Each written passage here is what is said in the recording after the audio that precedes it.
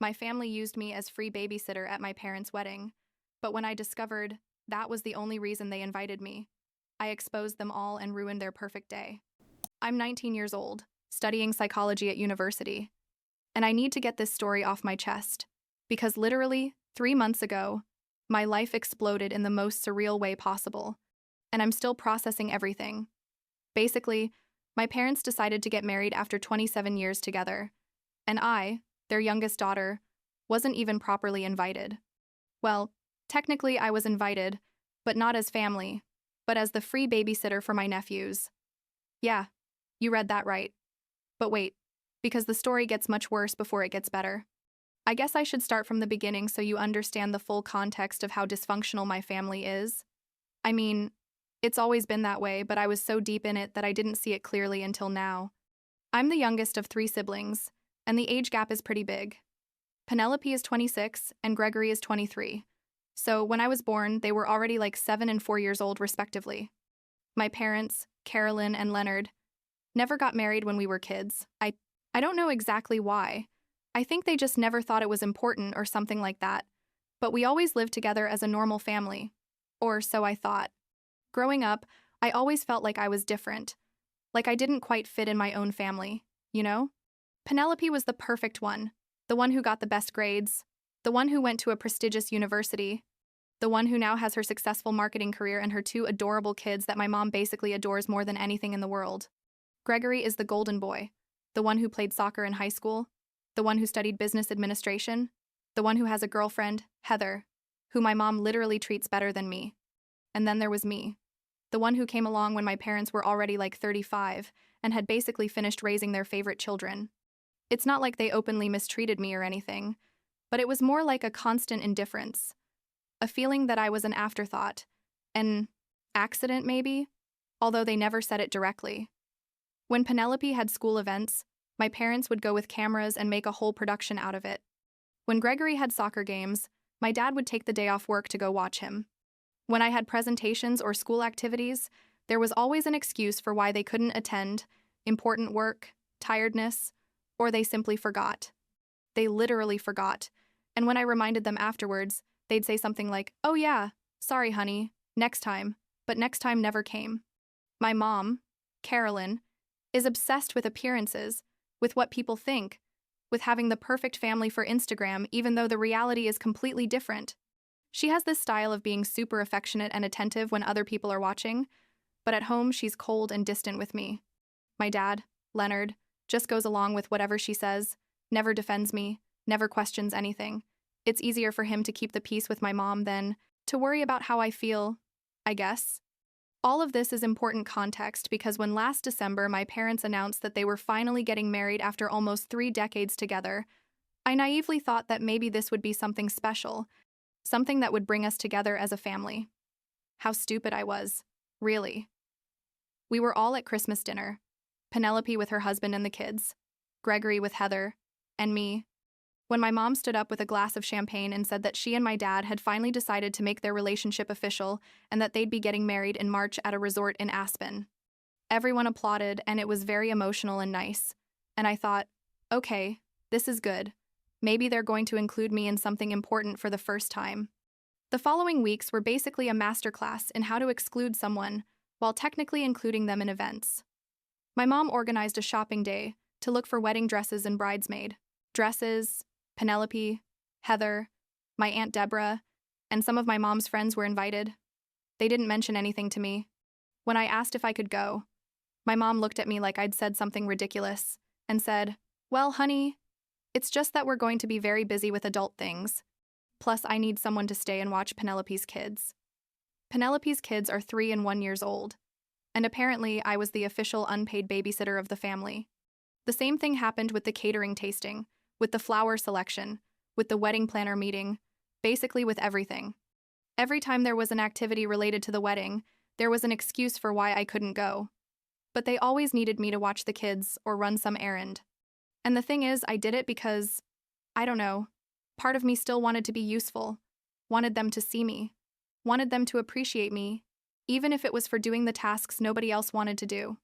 When they announced the wedding party list, it didn't even surprise me anymore. Penelope was the maid of honor, obviously, because she's the perfect daughter. Gregory was one of the groomsmen along with my dad's friends.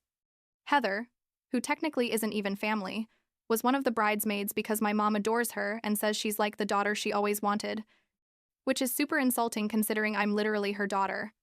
I wasn't in any role. When I asked my mom about it, she told me it was because they already had enough people in the wedding party and didn't want it to look unbalanced in the photos. The photos. It was always all about how everything looked from the outside. 2 weeks before the wedding, we were all at a family dinner when my dad casually mentioned the travel arrangements. Everyone had their plane tickets reserved. Everyone was flying first class because, according to my mom, this was a special event and the family deserved to travel in comfort. Penelope and her family had a suite reserved at the resort. Gregory and Heather had their own nice room. My aunt and uncle also had everything arranged. When I asked about my ticket, there was an uncomfortable silence. You know, that kind of silence where everyone avoids looking at you. Turns out they had completely forgotten to book me a flight. My mom made that, "Oh no, sorry" face, and my dad said he'd see what he could do, but all the first-class flights were already full for those dates. They offered me a last-minute ticket in economy class, on a different flight that arrived like 6 hours after theirs, and I didn't even have my own room reserved. They were going to put me on a pull-out couch in Penelope's room with the kids crying all night. When I expressed that this seemed unfair to me, my mom told me I was being dramatic and that I should be grateful they were including me. But the straw that broke the camel's back, the thing that made everything click in my head, happened like 3 days before the trip. We were packing. Well, they were packing and I was helping Penelope with the kids' stuff because obviously, when my mom called me to her room, I sat on her bed while she folded expensive dresses and she told me, with the most casual voice in the world, is that she really appreciated that I was going to go to the wedding because they needed someone to watch the kids during the ceremony and reception so that Penelope could enjoy herself without worries. I sat there processing what she had just said. I asked her if that was the only reason they wanted me to go, if they were basically taking me as free service staff, and she had the nerve to say, "Well, honey, everyone has to contribute in their own way, and you're so good with the kids." She didn't even deny that was the plan. She didn't even pretend she wanted me there as her daughter. She only wanted me there as the unpaid babysitter so her favorite daughter could get drunk in peace at her wedding. Something broke in me at that moment. I don't know how to explain it, but it was like I finally saw my whole life clearly for the first time. I wasn't loved. I wasn't valued. I was a convenient domestic employee who lived for free in their house. So I told her, very calmly, that I wasn't going to go to the wedding. My mom turned around and looked at me like I'd slapped her, and she started with the dramatic show of how could I be so selfish, how I was going to ruin her special day, how Penelope was counting on me. I told her that Penelope could hire a professional babysitter, and that I wasn't going to keep being invisible in my own family. She started crying, that kind of manipulative crying she uses when she wants to get her way, and called my dad. Leonard came upstairs, heard her version of the story where apparently I was being a horrible and disrespectful teenager, and didn't even ask for my side. He just told me he was disappointed in me, and that if I wasn't going to go, that I should at least have the decency not to cause drama before they left. That night I packed my most important things in 2 suitcases. I didn't have a real plan, but I knew I couldn't stay there. The next morning they left for the airport. Nobody said goodbye to me. Nobody knocked on my door. They just left as if I didn't exist, which honestly was appropriate, considering how they'd always treated me.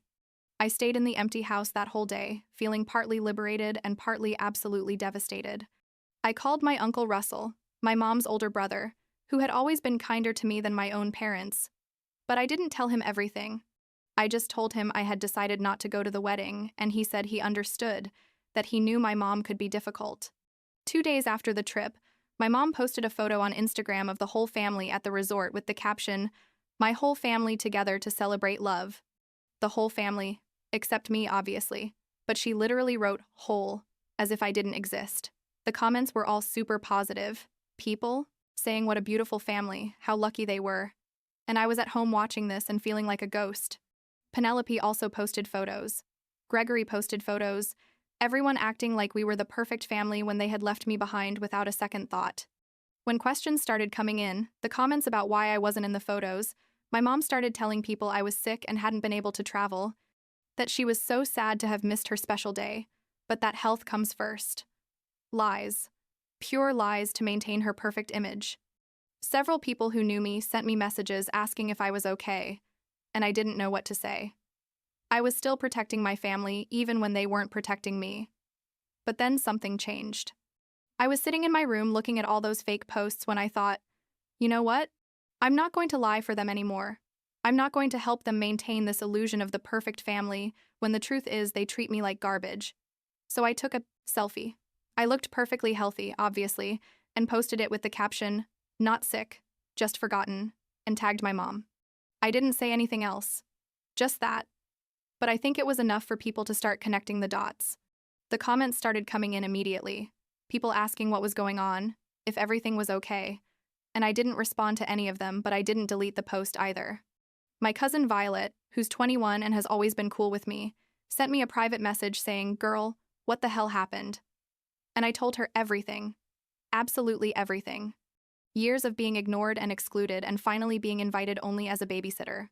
Violet got furious, like I'd never seen her so angry, and she told me she was at the wedding and had no idea they had done that to me, that she thought I really was sick. Then Violet told me something I didn't expect. She told me she wanted to help me, that she wanted the truth to come out, and that she had access to the reception presentation system because she was friends with the daughter of the event coordinator or something like that. She asked me if she could do something with the slideshow. They were going to present at the reception with photos of my parents. Honestly, I didn't know what she had in mind, but I told her yes, to do what felt right. The reception was that night, and I was at home watching Netflix trying to distract myself when messages started arriving. First, there were like 3 people, then 10, then literally my phone wouldn't stop ringing. Turns out Violet had modified the last slide of the slideshow to say, "Some family members couldn't make it, or were they forgotten?" with a photo of me from when I was a kid that she had found on my mom's social media. She had put it up big, full screen, for like 30 seconds before someone realized and turned off the presentation. But by that time, people had already seen my Instagram post. They had already connected the dots, and apparently, they started cornering my parents with questions. Aunts, uncles, cousins, family, friends, everyone asking why I really wasn't there, why they had lied saying I was sick. My uncle Russell, bless him, apparently confronted my mom directly in the middle of the reception, asking her what the hell they had done to his niece for her to decide not to come to her own parents' wedding. My cousin Violet's post started circulating too. She had posted the photo of the modified slide with a long caption explaining how I had been treated, how they had invited me only to be a babysitter, how they had forgotten about my flight, everything. I hadn't asked her to do that, but I wasn't angry either. I was tired of keeping secrets, tired of protecting people who never protected me. The post went viral among our extended family and friends, and suddenly everyone was on my side, everyone wondering how they hadn't seen this before. The reception basically became a disaster, according to what they told me later. My mom left crying. My dad was furious. Penelope and Gregory were trying to do damage control, but nobody believed them because everyone had seen the evidence. They cut short the honeymoon they had planned and came back home 2 days later, and when they arrived, they called me like 20 times in a row. I didn't answer any calls. The following days were a whirlwind. My mom sent me text messages saying things like, "How could you ruin the most important day of my life? And I will never forgive you for embarrassing us like this." Which was ironic considering she had been embarrassing me for 19 years. My dad sent me a calmer but equally manipulative message, saying he understood I was upset, but that I had crossed a line and that we needed to talk like adults, as if they had ever treated me like an adult. Penelope called me crying, saying that because of me, her special moment of seeing our parents get married had been ruined, and I told her that maybe she should ask herself why she never noticed how they treated me, why she never said anything, when they used me as her free personal babysitter. She got angry and hung up on me. Gregory sent me a 2-line text message saying he was disappointed in me and that I had acted childishly, and I didn't even bother responding because, frankly, his opinion had never really mattered to me. The person who did call me and whose call I did answer was my Uncle Russell. He told me that he and my Aunt Deborah wanted me to come to their house, that they had talked to my parents, and that he had basically told them they were shitty parents and that if they couldn't see what they had done to their own daughter, then they didn't deserve to have me in their lives. Russell is very direct. He's always been like that. He has no filter and says things as they are. He told me to pack what I needed and that he would come pick me up. When he arrived at the house, my parents were there, and there was a horrible confrontation. My mom was hysterical. screaming that Russell had no right to meddle in their family affairs, and he yelled back at her that clearly someone needed to, because they had spent 2 decades treating me like a second-class citizen. My dad tried to be the voice of reason, saying this was something we could resolve as a family, and Russell told him they'd had 19 years to resolve it, and it was too late now. I left with Russell and Deborah that night, and I cried in the car the whole way to their house. They weren't tears of sadness exactly. I mean, I was sad, but it was also like a relief, like I had finally taken a huge weight off my shoulders. Deborah hugged me when we arrived and told me that her house was my house for as long as I needed, and for the first time in a long time I felt really welcome somewhere. The next few days were strange. My parents kept calling and sending messages, alternating between being angry and trying to bribe me to come back. My mom sent me Amazon links to things I supposedly always wanted, as if she could buy my forgiveness. My dad offered to pay for my entire university if I came back home, and we put all this behind us, as if I could just forget years of emotional neglect for money. The thing is, their reconciliation attempts never included a real apology, never an acknowledgement of what they had done wrong. They just wanted me to come back so things would look normal again from the outside. My mom was especially desperate because the public narrative was killing her. People from her work had seen the drama on social media. Her friends were asking her uncomfortable questions, and she couldn't stand not being seen as the perfect mother. With Russell's help, I started looking for my own apartment. I had some money saved from part-time jobs, and Russell helped me with the deposit, although I insisted I would pay him back when I could. We found a small but nice studio near my university. Nothing fancy, but it was mine. Completely mine. And that meant everything to me. When I told my mom I was moving into my own place, she called me screaming that I was ungrateful, that after everything they had done for me, this is how I repaid them. Everything they had done for me. It's funny, because when I asked her to tell me specifically what they had done for me besides giving me food and shelter, which is literally the minimum the law requires, she went silent. She couldn't name a single moment when they had gone to one of my school activities. She couldn't remember spending quality time with me. She couldn't mention any meaningful conversation we had had. The silence said it all. Really. I moved into my apartment like 2 months ago. Russell, Deborah, and Violet helped me with the move. We bought cheap IKEA furniture and spent a whole day assembling things and eating pizza. It was one of the best days of my life. Honestly, because I was with people who really cared about me. People who saw me as a real person and not as an accessory or a convenient tool. I also started therapy. Because turns out growing up feeling invisible in your own family gives you a bunch of issues to deal with. My therapist, who's super cool, helped me understand that none of this was my fault, that there's nothing inherently wrong with me, that my parents simply have their own problems and dysfunctions, and I was the victim of that. I'm working on rebuilding my self-esteem, on learning to set boundaries, on understanding that I deserve to be loved and valued. My parents still contact me from time to time, but much less than before. Penelope sent me a message a few weeks ago saying that Mom is seeing a therapist because she's depressed about everything that happened, as if I should feel sorry. Gregory hasn't talked to me since that time, and honestly, I don't miss him. The only person from my immediate family I've seen in person is my dad, who asked me to meet him for coffee like 3 weeks ago. It was awkward. Very awkward. He tried to explain that he didn't realize how they were treating me, that he was so focused on keeping the peace with my mom that he didn't pay attention to how I felt, that he was very sorry and wanted to fix things. I told him I appreciated the apology, but that I was going to need time, that I couldn't just go back to the way things were because the way things were was horrible for me. He cried a little, which was weird because I'd never seen him cry, and he told me he understood, that he would give me space but that he hoped someday we could have a relationship. I don't know if that's going to happen, really. Part of me wants to believe that people can change, but another part of me knows that my mom is never going to change, never going to admit she did anything wrong, and my dad is always going to choose her over me. Maybe with time I can have some kind of superficial relationship with my dad, but I seriously doubt I'll ever trust my parents again the way a child should be able to trust their parents. What I do know is that I'm better now than before. I live in my own space. I'm surrounded by people who actively choose me, not people who are obligated to tolerate me because of blood ties. I'm learning who I am outside of being the forgotten daughter, the free babysitter, the disappointment. I'm studying psychology, life's ironies, and I think this whole experience has given me a unique perspective on dysfunctional family dynamics that's going to help me in my future career. Was it worth ruining my parents' wedding to finally be seen and heard? Honestly, yes. I know it sounds vindictive, and maybe it was a little, but it wasn't just revenge, it was self-preservation. It was either that or continue slowly disappearing in a family that never really wanted me there. And if my mom is depressed because she finally had to face the consequences of how she treated her own daughter, well, maybe that's something she needed to face a long time ago. Last week, my little cousin Russell's son asked me if I was going to go to Thanksgiving dinner with them. I told him yes, that I'd be there. He asked me if my mom and dad were also going to be there, and I told him I didn't know. He thought for a moment and then told me he liked it when I was at family dinners because I always played with him and paid attention to him. And that little thing, made me realize that I am capable of forming real connections with people, of being seen and valued, just not by the people who were supposed to do it in the first place. And maybe that's enough for now, I guess.